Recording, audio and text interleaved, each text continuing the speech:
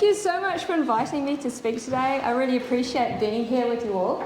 So as was mentioned, I'm a lecturer at Massey University, specifically teaching electrical systems and lighting to our students. I am also a PhD student in light pollution, measuring light pollution specifically, at AUT, which is a university in Auckland as well. So, trends and impacts of outdoor lighting. This is where we'll be going with our talk, so I'll give an introduction to start with, moving on to trends, of course, pollutants, mitigation and measurement. So let's begin with some key concepts. So I'm really going right back to the very, very beginning, and I've actually brought a little handout of a few items if you're keen to get that afterwards. I don't have them for everyone, but there's certainly quite a few up the front.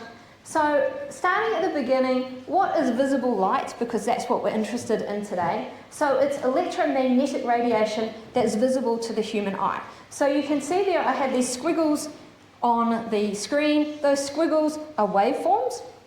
And at one end of the spectrum, really fast moving squiggles, so that is high frequency, we have things like gamma rays. And at the other end of the spectrum, we have these long wavelengths or low frequency where we have radio waves.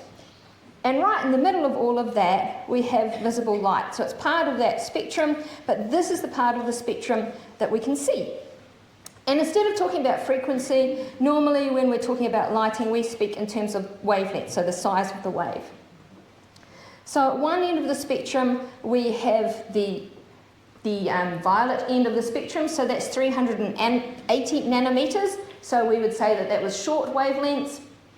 And then at the other end, we have 780 nanometers roughly, which is long wavelengths. So I'm speaking about humans here and what we can see, because of course we know that animals are different. So that's our spectrum that humans can see.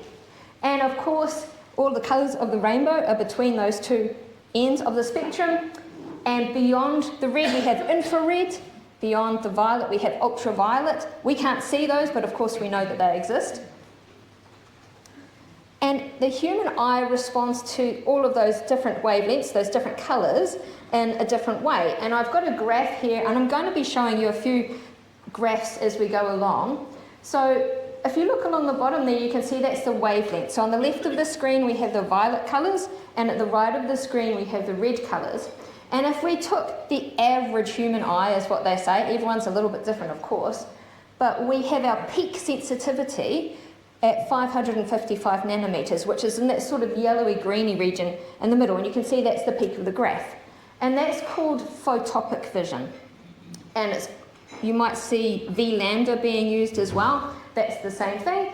And the key thing to notice is that our vision changes with the amount of light and the corresponding visual mechanism. So first of all we have photopic, which we would say was a well-lit area. And you can see we've got that peak there and it drops off to the sides for the blue end or the violet end and the red end of the spectrum. Something that is really important to understand is that every lighting unit that we use is weighted by that response, by the photopic or V lambda response. So every instrument that I would use in my laboratory is weighted for that. And so that means that it's calibrated for that. So if I wanted to measure ultraviolet or if I wanted to measure infrared, I can't use my meters to do that. That's not what they're designed for. I'd have to get another meter. And I've put some terms there, and these are on the handout as well. These are terms that I would use if I was speaking about lighting. And we have quite a disconnect when I'm trying to speak to astronomers or ecologists, because we all use different terms. So today, as I'm representing the lighting side of things, I'm giving you our photometric terms that we would use. But I've also put up some radiometric terms as well. So photometric ones are the ones that are weighted for the human eye, and then radiometric ones are the terms that aren't. So first of all, we have luminous flux, and that's the amount of light that's coming out from what we would call a luminaire or a light fitting, and that is measured in lumens. So if you see lumens mentioned, it's the total amount of light that's coming out of something. Next, if we were looking at that light in a particular direction, then that is called luminous intensity, which we see that in purple. So that's the photometric term, but you might see radiant intensity being used, which is the term used when it's not weighted by the human eye. So that's the amount of light in a particular direction, and the units we use for that are candelas. Next we have luminance. So this is roughly the brightness of the light source. Of course, we use brightness slightly loosely because, of course, our eye is changing all the time and adapting. So some things will appear bright in some situations. For example, a car driving along a road, the headlights might not look bright during the day, but they will look bright at night, but they have the same luminance no matter what. So that is measured in candelas per square metre. And you can see I've got two directional objects, well, arrows coming there, because if I was looking at that light source, I would see it as a bright source, but I might also look down to the ground, for example, and I might see that the ground is bright, or a sign on the road, for example. And finally, we have illuminance, which is down the bottom there, which is shown in pink, also known as irradiance. I forgot to mention before, of course, we've got radiance as the equivalent for illuminance. So illuminance and irradiance, and that's the amount of light arriving at a surface. And so we use different instruments to measure all of these different qualities, and that's measured in lux. So those are all of those terms, and they're all weighted for the human eye. And that's the human eye in well-lit conditions, because our sensitivity changes depending on how much light there is in the environment. If we are in a very poorly lit environment, the human sensitivity shifts to the blue end of the spectrum. And you can see there, that's called the scotopic curve. So we've got the photopic there, now we've got scotopic. And you can see that our vision, we're more susceptible, more attuned to looking at the blue wavelengths. But scotopic is really very little light. It's known there as V prime lambda, by the way. And also note there that those curves are shown normalised. One curve's actually higher than the other, but often they get normalised, so it's just one at the top. And there's another opic. This time we have mesopic, which is between photopic and scotopic. This is why I thought maybe a handout might be a good idea, because we've got more opics still to come. So mesopic is between photopic and scotopic. This is in low light levels. I've sort of likened it to low brightness path lighting. And you can see that there isn't a curve for that specifically. It falls in the gap between the photopic and the scotopic. And it just means that at night time, if it's really low light levels, then our vision has shifted sort of to the blue end of the spectrum. And so some people would use that as a reason to provide more blue in the lighting. We also have another opic here, and this one here is melanopic response. So this regulates our circadian rhythms, that's our wake and sleep cycles. Notice there that also is at the blue end of the spectrum. So if we're trying to light low levels of lighting and put blue in to help people to see, but then we also have problems with them staying awake, we've got a bit of a conflict here.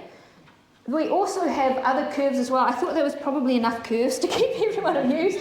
So there are other curves as well. There's a blue light hazard curve, for example, because some studies have shown that blue light can also cause retinal damage. So lots of different things. And honestly, I'm a lecturer. I could talk all day. So I've got to restrain myself. And melanopic, I know that other people will be speaking on this later, so I'm just going to stop there. But this is a non-visual response. It's affecting our brains and our wake-sleep cycles. But I'll just leave that one there.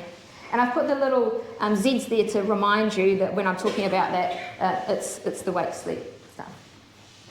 So looking now at trends, this is something that I was specifically asked to talk about to fill you all in on how do we get to LEDs.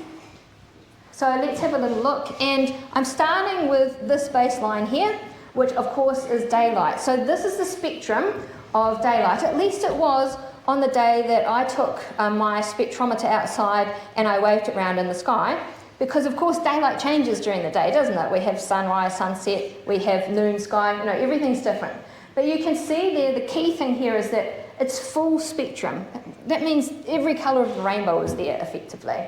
You can also see there that it's got some little shaded ends, which is showing that there is, of course, infrared and ultraviolet in the daylight spectrum, but we can't see it, that's why it's shown shaded. So we've got all wavelengths, and we're looking just at an ordinary sky in Auckland.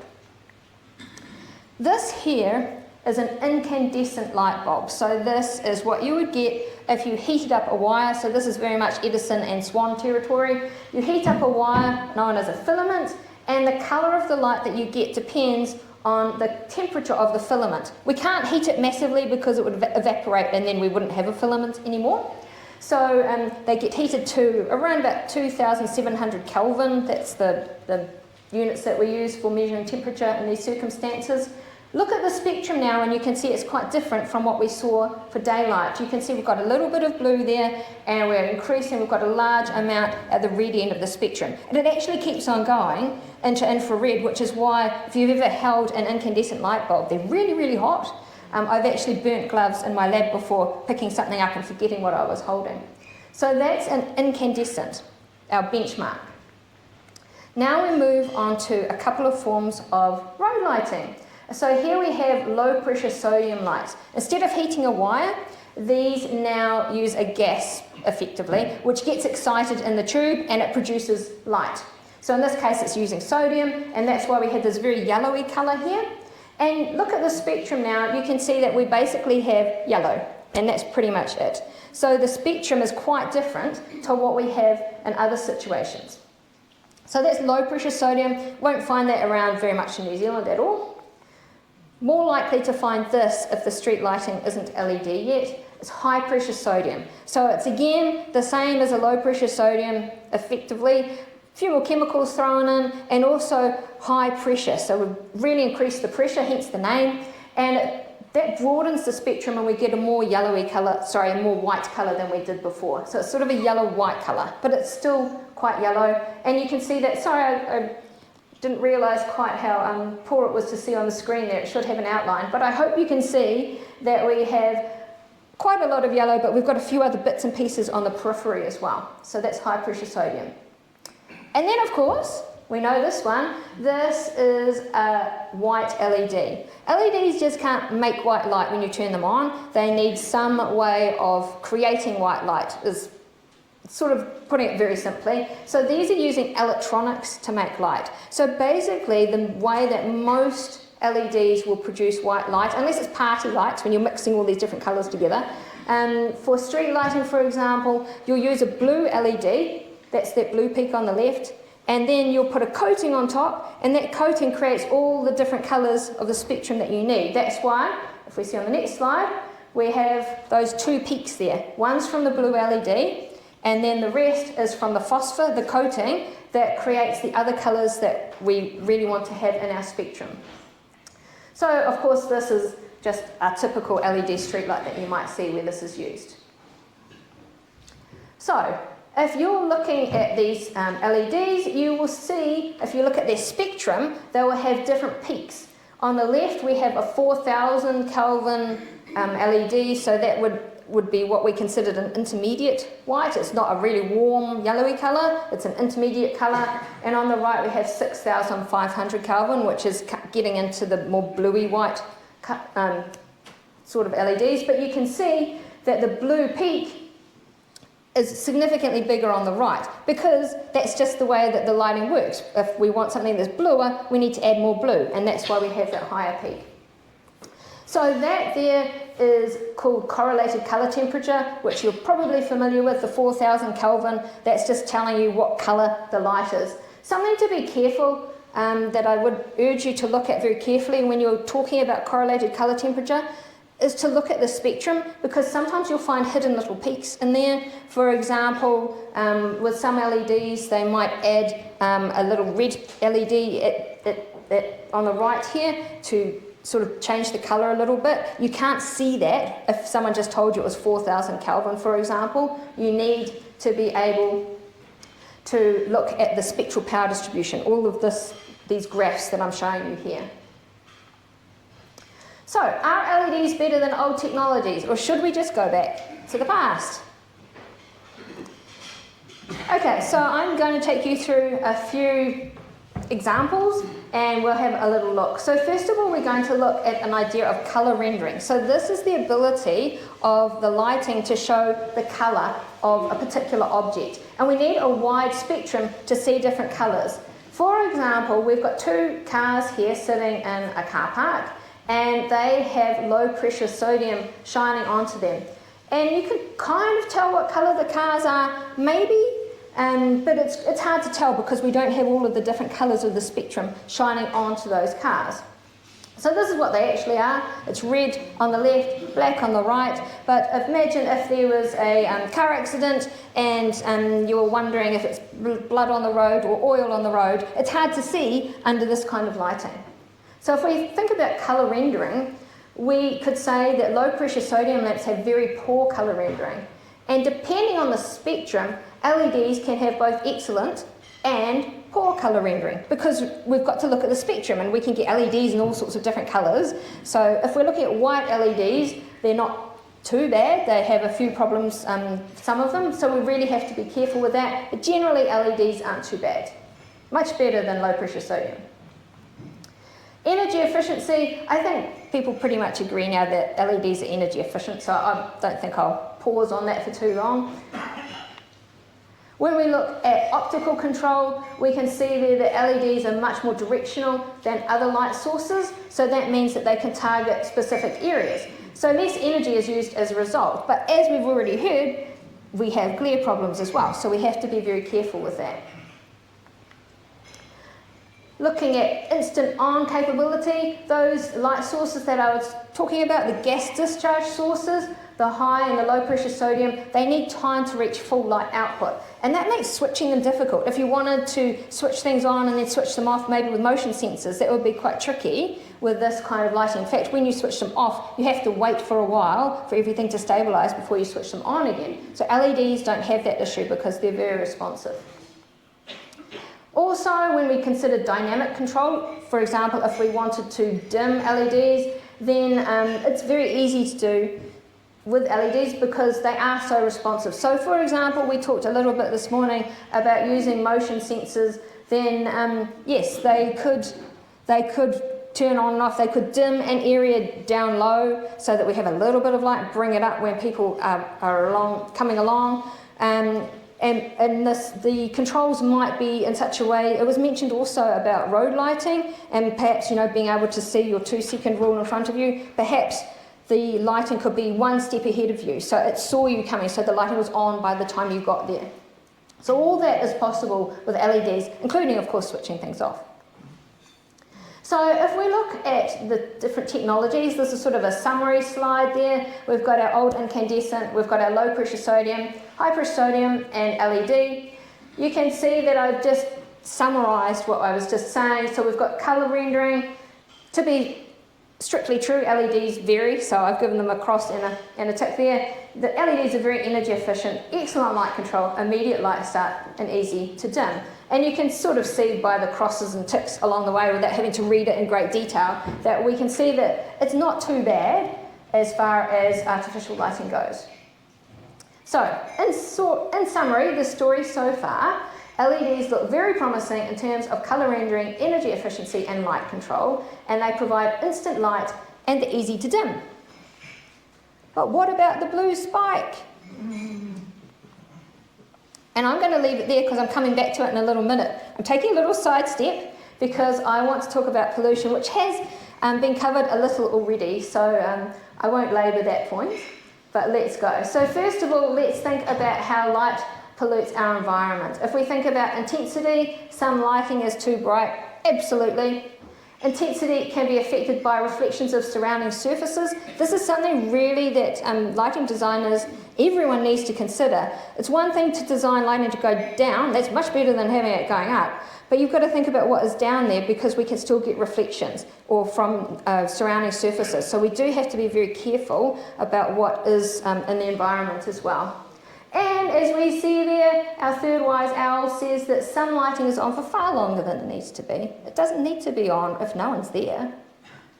So that's intensity. Direction, now I realised is, after I put these photos here, that they're not very instructive because what I've done is you can see all the pixels on the screen. These are just photos from me walking around my neighbourhood, and then I realised I probably shouldn't badmouth the people I took the photos of. So then I pixelated all the names, but I think the main point is, isn't it horrendous lighting? It's just pointing straight out into the environment. And so that's just awful. So it's one thing to have light fittings that are well designed, but if they're installed terribly, That's just awful. And so we need to think about direction.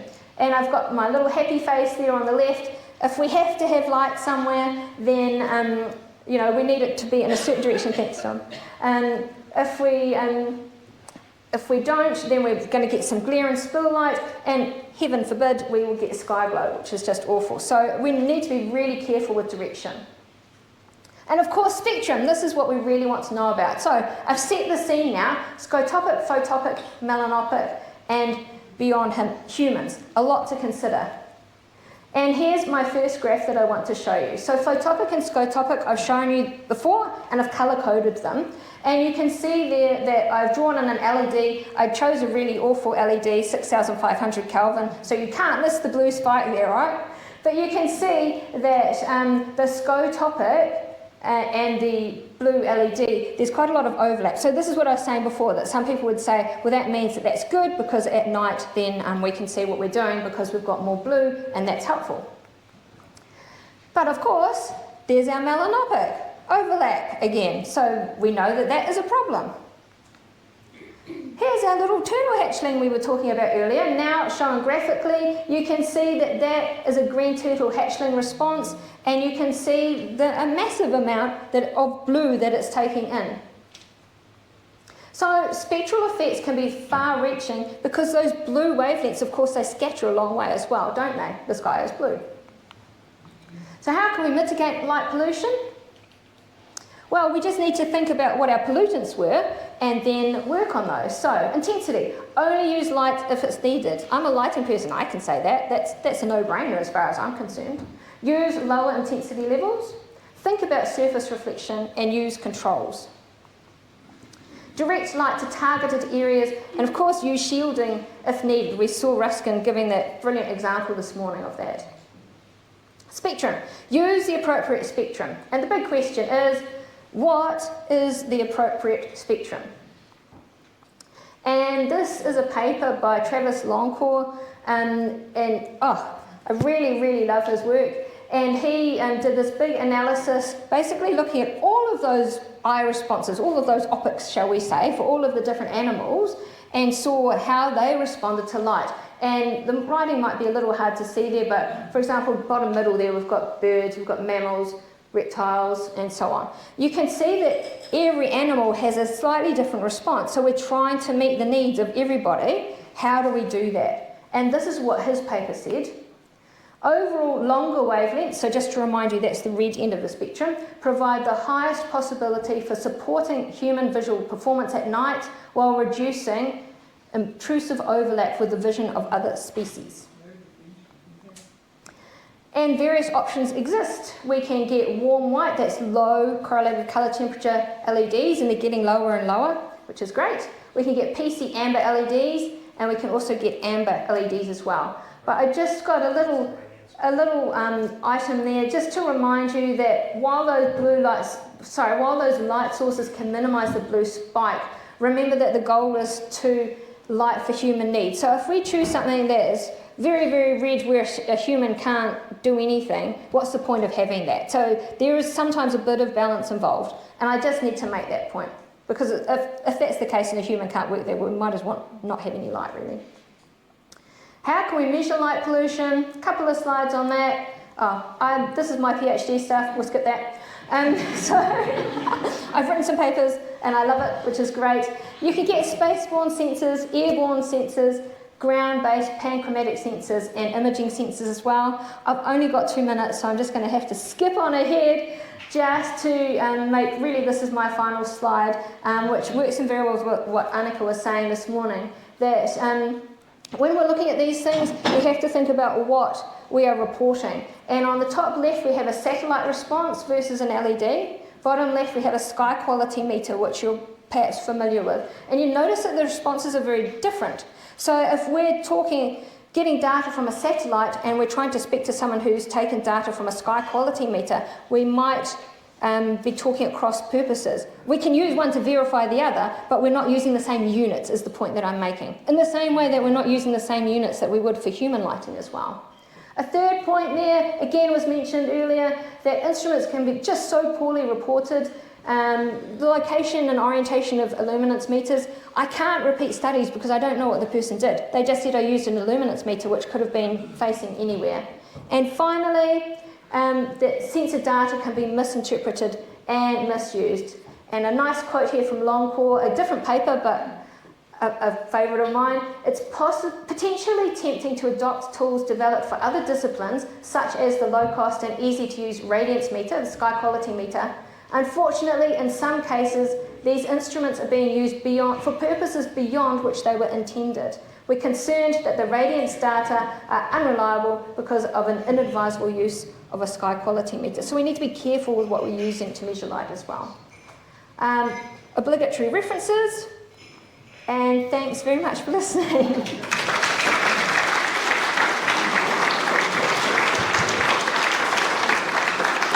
Thank you so much, Susan.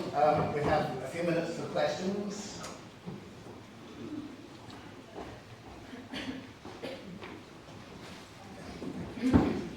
A great talk, and I'm pleased that you brought up amber lighting. The problem over the last 30 years is convincing the lighting industry. Yeah. Clearly you get it, that blue is bad, and we need to make better lights. In medicine, we have a saying, first do no harm. I wish the lighting industry would adopt that as well. No one is saying eliminate lights, neither the American Medical Association or the IDA. We just want the proper lighting and use it properly. So the main issue is the blue, specifically 479 nanometers. In fact, recent data shows that that 20 nanometer band is what actually suppresses melatonin. You can have blue to the left and to the right. So my challenge to the lighting industry, and maybe you can help with this, to promulgate it, is either filter that one wavelength out and you don't get melatonin suppression, or switch to amber lighting like they do in Quebec, and the people are quite happy with it, and there's zero blue there. Brilliant lighting, the streets are well lit, the cows produce more milk because they don't have blue. I mean, it's a win-win-win for everyone. Thank you. Was there a question? I'm sorry. I don't think, but yes, I agree. And you'll be pleased to know that I'm the main lecturer in New Zealand when it comes to lighting. So I very much get where everyone's coming from. There are a few more questions, all over the place. Thank you, Susan. Thank for the presentation. In Taiwan, there's a very harsh delay from the commercial feature. The banner. What's your recommendation for the criteria for measurement and regulation? For regulation when it comes to... So we already have some regulations here in New Zealand. We have obtrusive lighting standard, for example, which is adopted by councils to try and minimise light pollution. But of course, there's always so much more work to be done. So, pardon me? There is a criteria for the frequency. I mean, the frequency for the shining. Oh, flicker. Yes. Oh, sorry, I misunderstood. Flicker, yes. Oh, flicker is another subject that's very dear to my heart. Yes, so we do have regulations for flicker as well now. For those who aren't aware, a lot of electric light sources, they flicker at frequencies that we can't necessarily see it, but it can give us headaches and all sorts of problems. And there are standards that are available to that, and it's certainly becoming a lot more common in New Zealand now. The lighting industry is very aware of that. And there are, fairly recently actually, new standards in place to look at that. Sorry to misunderstand.